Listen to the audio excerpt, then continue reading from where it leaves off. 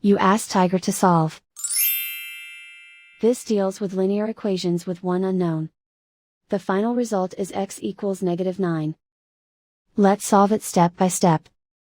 Simplify the expression. Expand the parentheses. Multiply the coefficients. Simplify the arithmetic. Expand the parentheses. Simplify the arithmetic.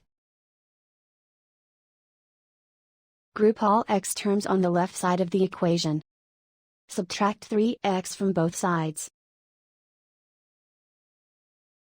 Group like terms. Simplify the arithmetic.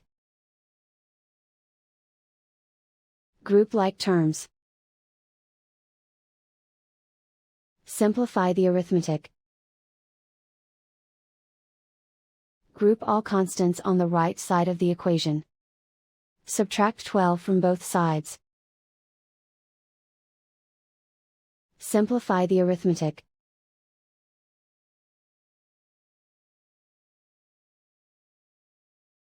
And so the final result is x equals -9.